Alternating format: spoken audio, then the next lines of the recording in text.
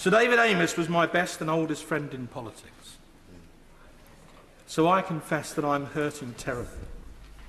And I hope the House will therefore forgive me if, because of that, my contribution this afternoon is even more incoherent than usual. I certainly cannot match those two beautiful and, if I may so, extremely moving tributes from the Prime Minister and the Leader of the Opposition. Thank you. Everything I ever learned about how to be a constituency MP, I learned from David Amess. He sponsored me for the candidates list and he mentored me when I arrived. Without him, I would never have become a member of Parliament. So some might well argue he has much to answer for. I grew up in Basildon when David was the local MP. I grew up on a working-class council estate, which even the locals nicknamed Alcatraz. David helped me to campaign in 1991 to win election onto Basildon Council. Quite a robust place to learn your trade. Once described as the only local authority in Britain where at council meetings the councillors actively heckled the public gallery.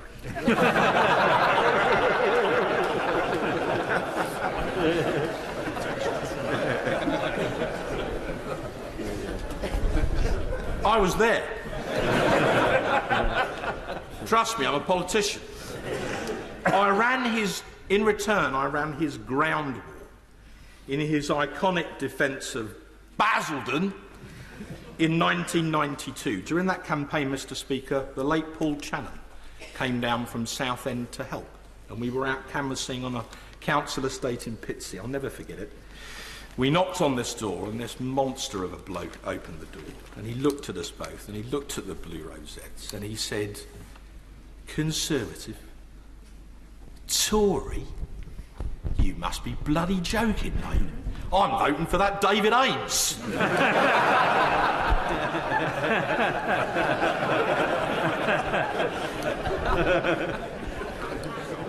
And I said, "I know when I'm beat, sir. Well done."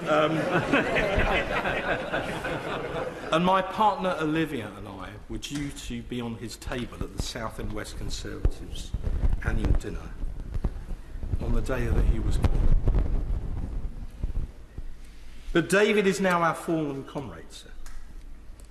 He was a devoted and a loving family man, and our deepest sympathies are with his widow, Lady Julia, and his 5 children, who produced the most amazingly courageous statement yesterday, the essence of which, I think, was that love must conquer hate.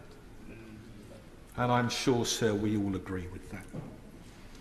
He was an animal lover, a patriot, a Thatcherite, a Eurosceptic, a monarchist, and a staunch Roman Catholic, whose faith sustained him throughout his life, and he was a truly great friend in need. I can vouch for that. And a fine parliamentarian. He was probably the best potential father of the House we will now never have. He had a zest for life. He had a joie de vivre. For him, the glass was never half empty. It was 3/4 full. He was a doughty champion for Basildon and then for Southend. So thank you, Prime Minister, and Her Majesty, and the Privy Council for making Southend a city after all. It was the right thing to do. And our apologies to Cleethorpes.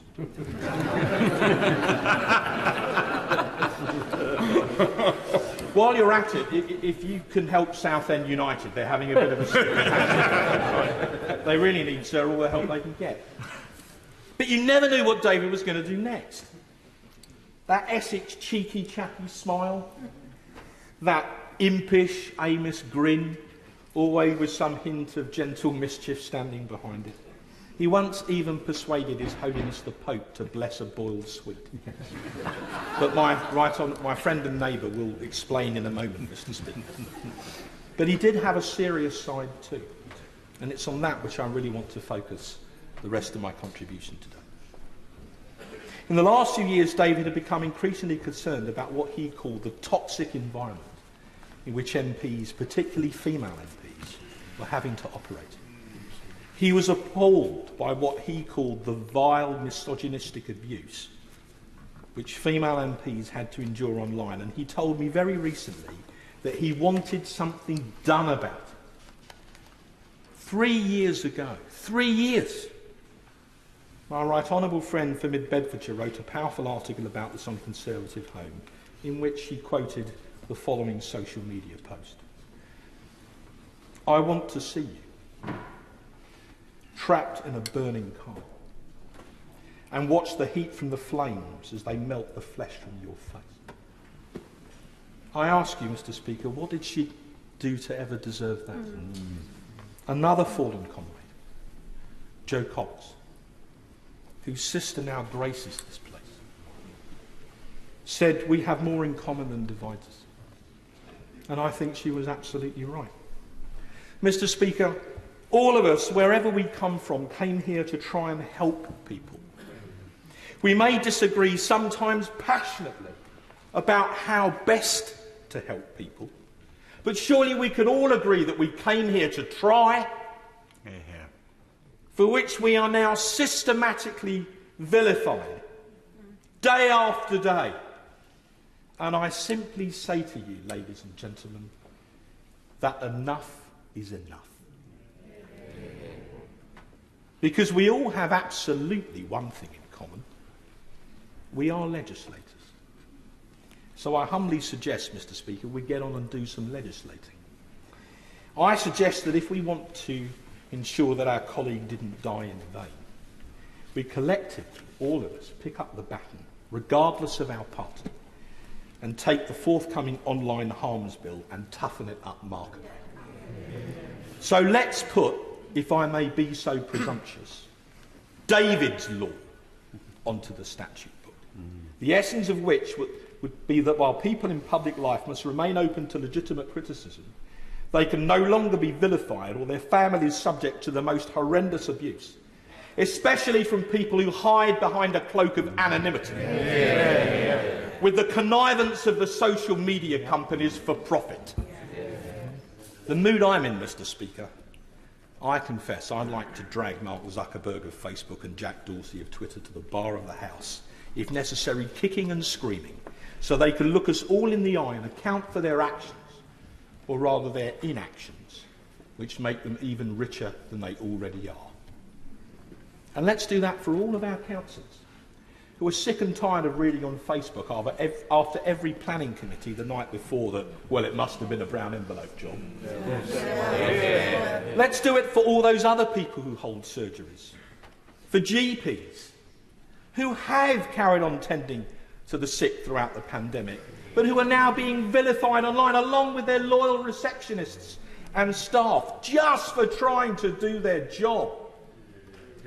And if the social media companies don't want to help us drain the Twitter swamp, then let's compel them to do it by law, because they've had more than enough chances to do it voluntarily. So please bring in this bill, Prime Minister. And if you need any assistance in toughening it up, we're called the backbenchers of the House of Commons, and we're here to help. What better way to ensure that a fine parliamentarian did not die in vain than to enshrine one of his last wishes in legislation forever, for the benefit of all of those in public life? There were many who wished to pay tributes, Mr. Speaker, so I'll end with this. Another thing about David was his legendary timekeeping, or rather the lack of it. He was so popular that his constituency events always ran late. There were so many people who always wanted to speak to him. So by the end of a busy constituency Friday, of which he had many, he was sometimes running up to an hour late. He invariably overran.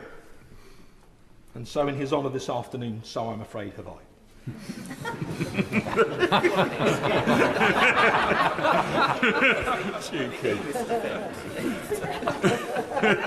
Sorry. But because of this wonderful trait, what better fault to have than that? Among some of his closest friends, he was known affectionately as the late Sir David Amess. Well, now he really is the late Sir David Amess, isn't he? But I am absolutely determined, and I ask for your support in this, that he will not have died in vain. He's now resting in the arms of the God he worshipped so devotedly his whole life. So farewell, David, my colleague, my great friend. In fact, quite simply, the best bloke I ever knew. I thank the House for its indulgence. Yeah.